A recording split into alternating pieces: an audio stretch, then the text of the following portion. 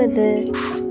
ඔන්න මම අද හිතුවා ඔයාලත් එක්ක මගේ හවස් වරුව ගෙවන විදිය කොහොමද කියලා වීඩියෝ එකකින් කතා කරන්න. ඉතින් ඔන්න අද රෑට මම හිතුවා ඉන්දියාප්ප ටිකක් හදන්න. මම මේක හදන ගමන් තමයි ඉන්නේ. ඉන්දියාප්ප හදන්න ටිකක් විශේෂ හේතුවක් තියෙනවා. මොකද කියනවනම් මගේ අම්මා මේ වෙනකොට ඉන්නේ හොස්පිටල් එකේ. ඉතින් මම හිතුවා එයාට යවන්න අද රෑට ඉන්දියාප්ප හැදුවොත් හොඳයි කියලා. ඉතින් ඒක නිසා මම මේ කරන්නේ ඉන්දියාප්ප ටිකක් හදාගන්න එක. ඉතින් කියන්නකෝ ඔයාලා ඉන්දියාප්ප හදනකොට ඔයාලා පදම හදාගන්නේ කොහොමද කියලා?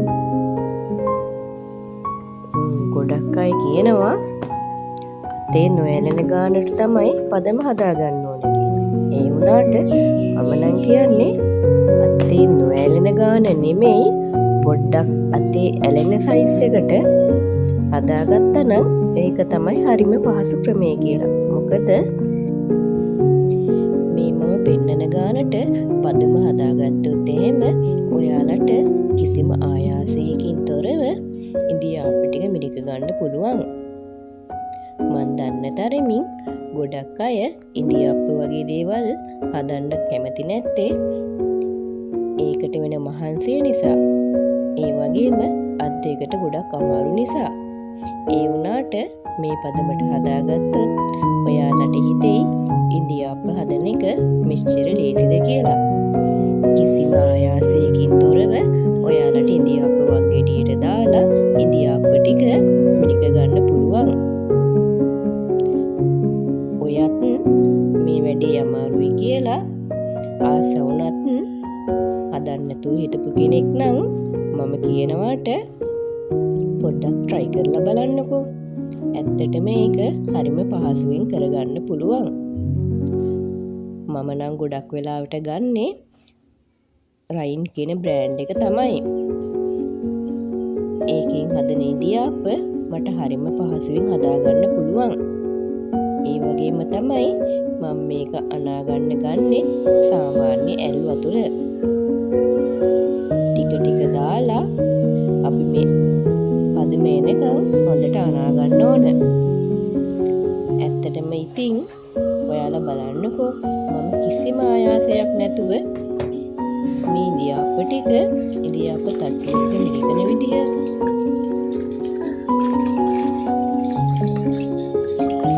මම කේතිලෙන් වතුර එකක් පස්සවාගෙන ඒක මේ රයිස් කුකර් එකට දැම්මා. ඊට පස්සේ මම හිතුවා ඉන්දියාප්ප කන්න මොනවද හදන්න කියලා. ඉතින් මට හිතුණා අද අලකිරි හොද්දකුයි සම්බෝලයි චිකනුයි හදන්න කියලා. ඊට පස්සේ මම අල ටිකක් අරගෙන ඒක දෙකට කපලා මේ රයිස් කුකර් එකේ උණු වතුර දාපු කොටසට මම මේ අල ටිකක් දාගත්තා. රයිස් කුකර් එකේ අපි ඉන්දියාප්ප තියන්නේ උඩින් තියෙන දැල් කොටස තියලානේ. ඉතින් එතකොට යට තියෙන උණු වතුරට මේ අල ටික තැම්බෙනවා. එතකොට අපිට වෙනම ආය අල තම්බන්න අවශ්‍ය වෙන්නේ නැහැ. අපේ වෙලාවත් ඉතුරු වෙනවා. ඉතින් ඒ නිසා මම නම් කරන්නේ ඒ විදිහට තමයි.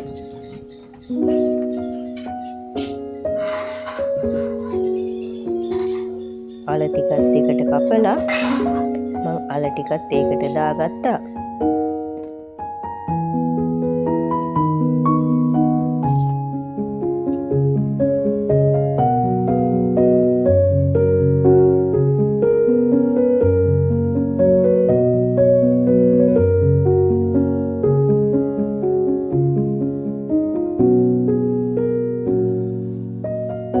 පස්සේ රයිස් කුකර් එකත් ඔන් කරලා මම මේ හදන්නේ ඉන්දියාප්ප තට්ටුවලට ඉන්දියාප්ප ටික මිරික ගන්න.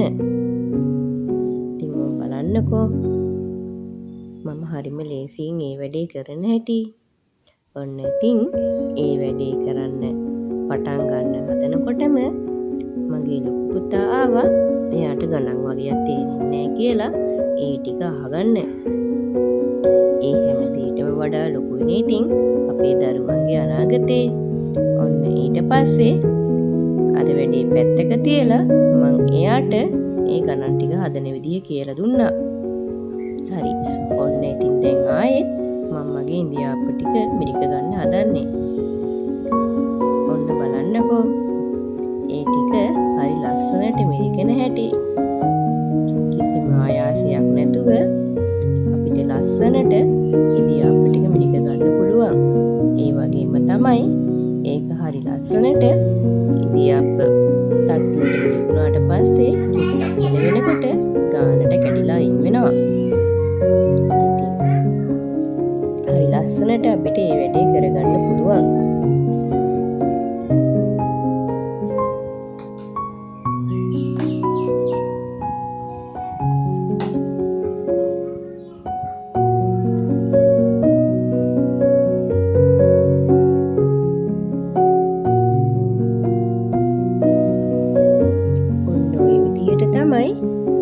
හරිම පහසුවෙන් මේ ඉන්දියාප්ප ටික ඉන්දියාප්ප වංගෙඩියට මිරික ගත්තේ. ඉතින් ඊට පස්සේ ඒ ටික ස්ටීම් වෙන්න තියලා මම මේ හදන්නේ ඒ ටික ස්ටීම් වෙනකම් පුතාට ඉස්කෝලේ වැඩ ටිකක් කියලා දෙන්න. ඉතින් කියන්න එපා ළමයින්ට ඉස්කෝලේ වැඩ කරන්න වෙනම තැනක් හදලා දෙන්න. එයාලගේ මේස පුටුවල විතරක් ඉස්කෝලේ වැඩ කරවන්න. එහෙම කියන්න එපා ඉතින්.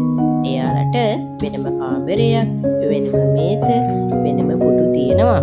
එයාලා ඉස්කෝලේ වැඩ කරන්නේ බොහෝ වෙලාවට එතන තමයි. ඒ වුණාට මම මොකක් හරි වැඩක් කරනකොට මට මගේ වැඩිත් කරගන්න ඕන නිසා මට පුළුවන් තැනක ඉඳලා එයාලට ඒ දේවල් කියලා දෙනවා. ඉතින් කොහොම වුණත් අවශ්‍ය දේ කොහේ හරි ඉඳලා සිද්ධ වෙනවා. ඉතින් ඒකනේ වෙන්න ඕන.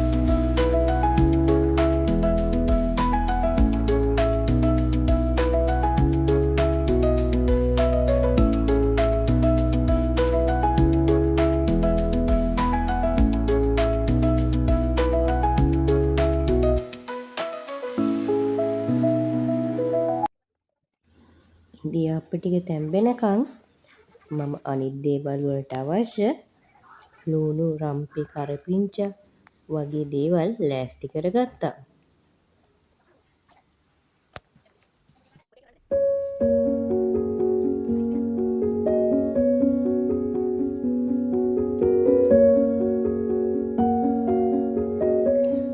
දැන් මම මේ හදන්නේ චිකන් එක හදන්න. ඒකට අවශ්‍ය සුදු ලුණු, රම්පි, කරපිංචා, එනසල්, කරාබු නැටි මේ ටික රම්පි කරපිංචා නෙමෙයි ඉතුරු ටික කොටා ගන්න.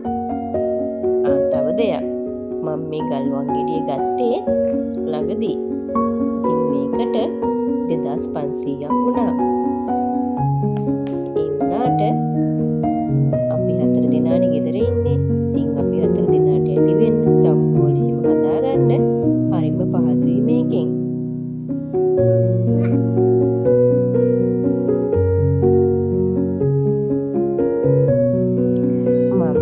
හදන්නේ චිකන් එක හදාගන්න.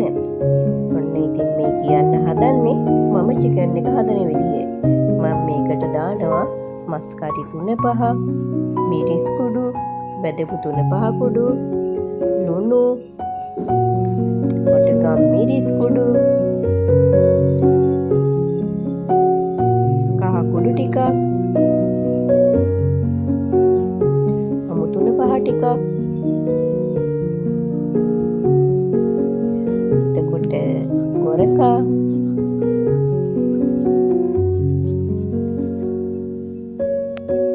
මේ ටික දාලා හොඳට මික්ස් කරලා චුට්ටක් වෙලා මෙහෙමම තියෙන්න අරිනවා.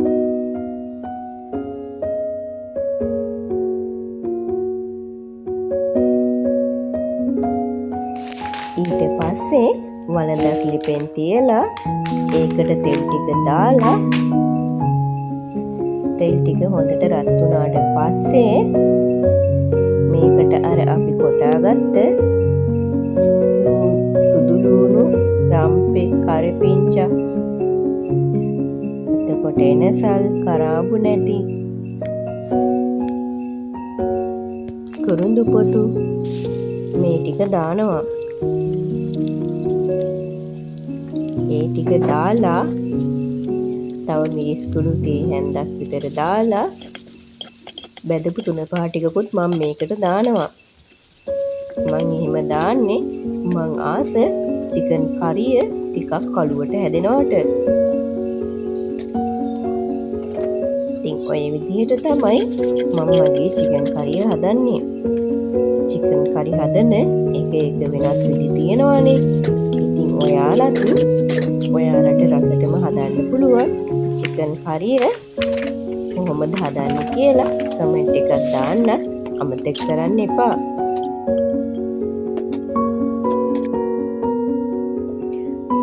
අද මම චිකන් කරිය හදන්නේ ඉන්දියාප්ප කන්න නිසා වතුර ටිකක් වැඩිපුර දැම්මා. හොඳි ටිකක් තියෙන්න ඕනනේ. එහෙම නැත්තම් මම ගොඩක් මේකට වතුර දාන්නේ නැහැ. ඒ වගේම තමයි මම මේකට දාන වතුර දාලා ඒක ගොඩක් උකු වෙනකන් හින්දවනවා.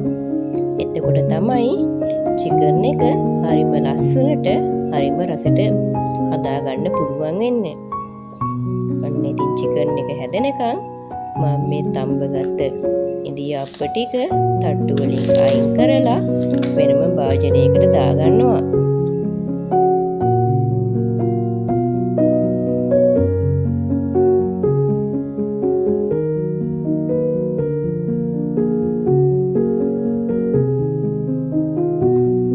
ඉතින් ඔන්න ඔය විදිහට ඉතුරු ඉන්දියාප්ප ටිකත් මිරිකලා ස්ටීම් කරලා මං හදාගත්තා. ඊට පස්සේ අපි අද කිරි හොත්තට කිරි ගන්න පොල් ඕනනේ. ඉතින් මම මේ ඒක හදන්න පොල් ගානවා.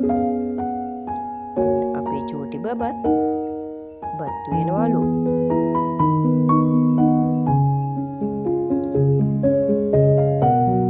මට මගේ ගෙදර මගේ දරුවන්ට නිදහසේ කාලය ගත කරන්න දෙන්න ඕන නිසා මං එයාලට කුස්සිය, කාමරේ, එළිය එහෙම කියලා වෙනසක් නැතුව ඒ තැනට සුදුසු විදියට එයාලට සෙල්ලම් කරන්න ඉඩ දෙනවා.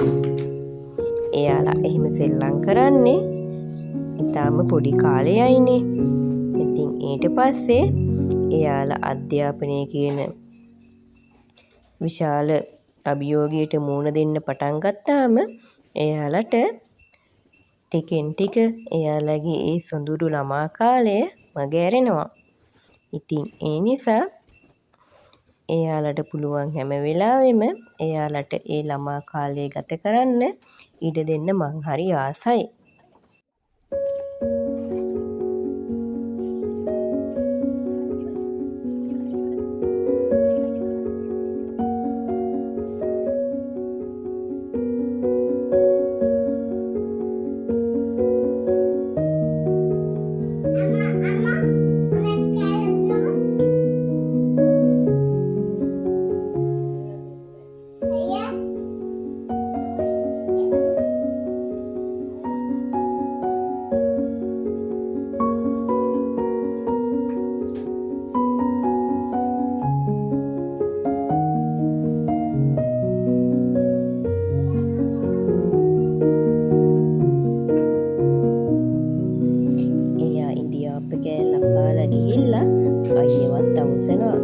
ඉදියාප්ප කෑවා කියලා. ඔන්න බලන්නකෝ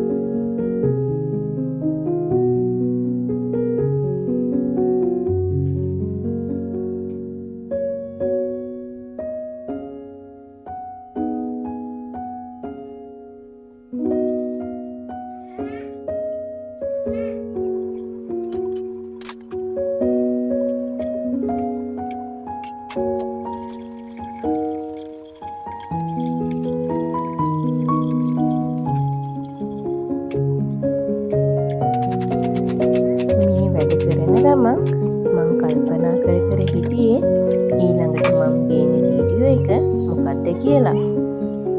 ඉතින් මට හිතුණා සතිය දවස් 5ට මං උදේට හදන කෑමවල මීල් ප්ලෑන් එකක් ඔයාලට අරගෙන එන්න. මොකද හස්බන්ඩ් උදේම වැඩට යන නිසා මම හැම ඉරිදාවකම අවශ්‍ය බඩු ටික ලෑස්ති කරගන්නවා.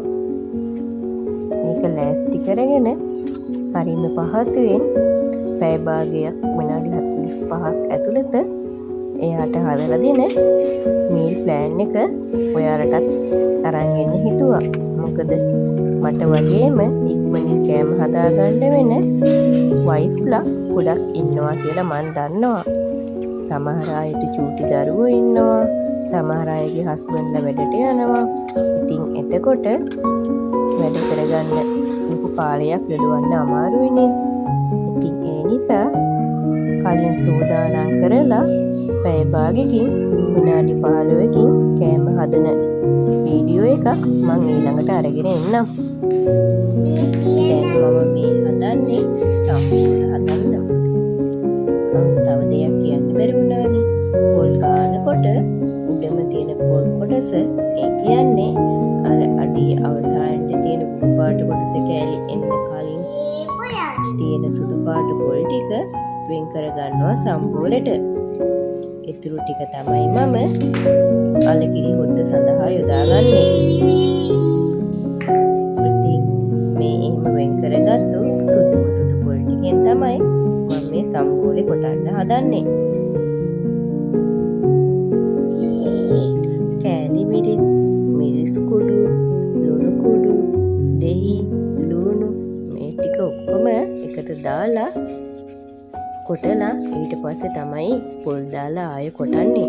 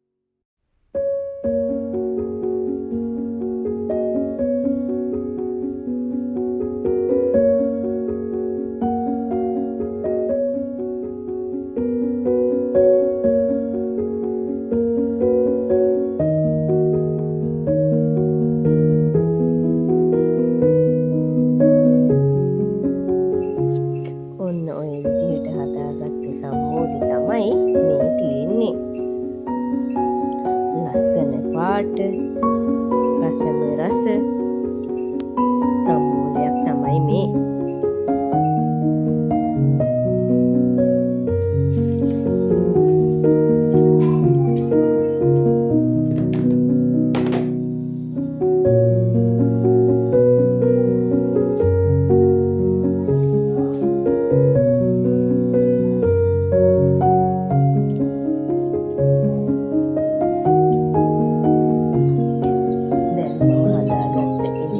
ටිකයි චිකනුයි සම්බෝලයි අලකිරි හොද්දයි දාලා අම්මට ගෙනියන්න කෑම එක බැඳගන්න තමයි හදන්නේ. එයා කිව්වා එයාට ගොඩක් කන්න බෑ, හරිම පොඩි ප්‍රමාණයක් කෑම එවන්න කියලා. ඉතින් ඔන්න ඔය විදිහට තමයි මම එයාට යවන්න කෑම එක සූදානම් කරගත්තේ. කෑම එක සූදානම් කෙරුවට ඇත්තටම මම නෙමෙයි අද අම්මව බලන්න යන්නේ. මම කරේ කෑම එක හදලා දෙන එක විතරයි.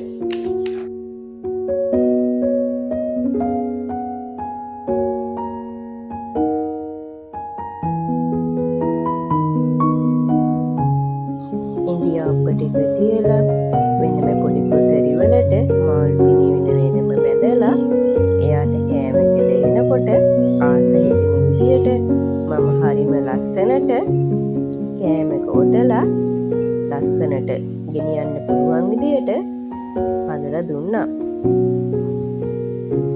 කියනවනේ කතාවක් කෑම එකක් දකිනකොට ඉස්සෙල්ලාම පිරෙන්න ඕන හිත කියලා.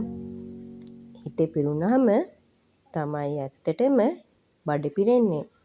ඉතින් කෑම එක ලේනකොට ඒක හරි ලස්සනට දකිනකොට කෑම කන්න රුචියක් නැති කෙනෙකුට වුණත් ඒක කන්න ආසාවක් ඇති වෙනවා.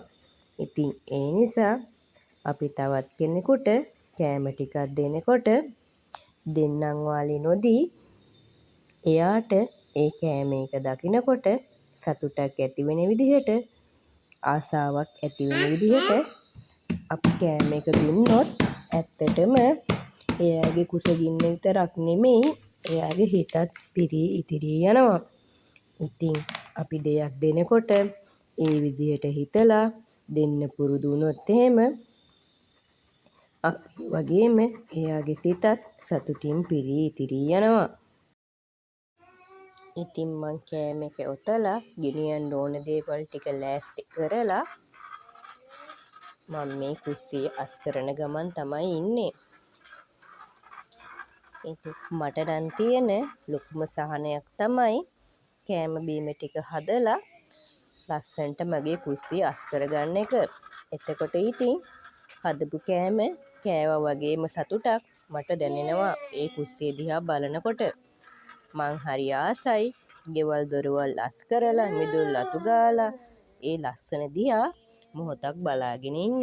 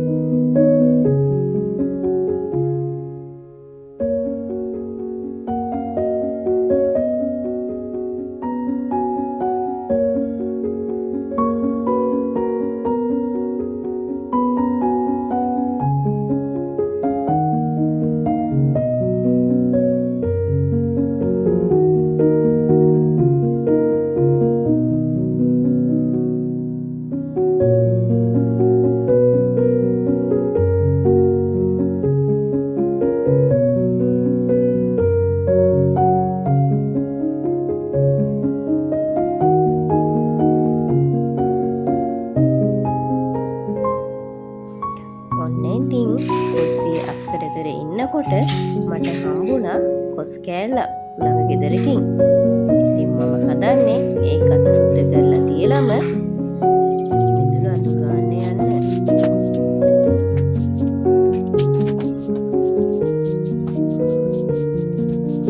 ඔන්න ඉතින් කුස්සියේ වැඩ ටික නම් ඉවර කරගත්තා.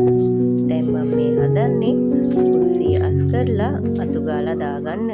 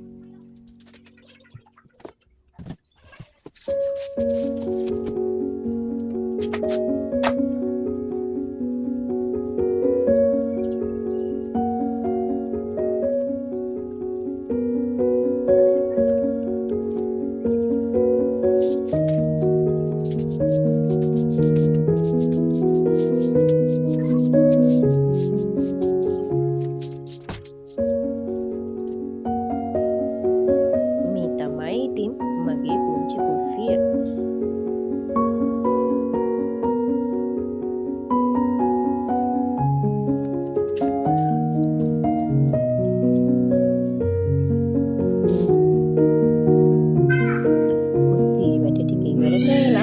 මම මේ ආවේ මිදුලතු ගන්න. මම මිදුලතු ගන්නේ හවසට. මොකද උදේට මට මිදුලතු ගන්න වෙලාවක් නැති වෙනවා. වෙනදනම් හස්බන්ඩ් උදේට වැඩට යනකොට මට මිදුලතු ගාලා දීලා තමයි යන්නේ. දැන් ඉතින් එයා උදේම යන නිසා ඒකත් කරන්න වෙන්නේ මටම තමයි. ඉතින් මම කරන්නේ හවසේ ගෙදර වැඩ ඔක්කොම ඉවර කරලා මිදුල අස් කරලා අතු ගන්නවා. එතකොට උදේට බලනකොට හරි ලස්සනට මගේ මිදුල තියෙනවා. ඉතින් මම මිදුල අතු ගන්නකම් පුතාලා දෙන්නත් මිදුලි සෙල්ලම් කරනවා. ඊට පස්සේ තුන් දෙනාම වොෂ් දාලා ගේ ඇතුළට එනවා. ඊට පස්සේ ඉතින් අපි අප්පච්චි එනකම් බලාගෙන ඉන්න එක තමයි කරන්නේ. පුතාලා දෙන්නට නම් කෑමත් කවනවා. හැබැයි ඒ දෙන්නම එයාලගේ අප්පච්චි එනකම් නිදාගන්නේ නැහැ.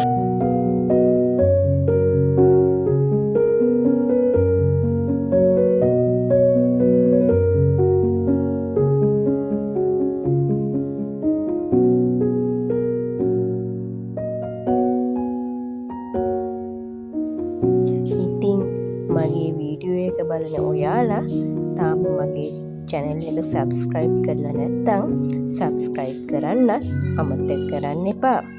ඒ වගේම මගේ වීඩියෝ බලන ඔයාලට හදවතින්ම ස්තුතියි.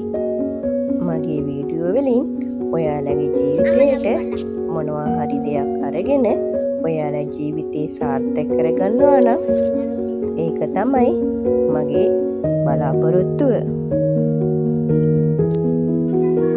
ආයෙත් දවසක අලුත් වීඩියෝ එකක් අරගෙන ආයෙත් එන්නම්.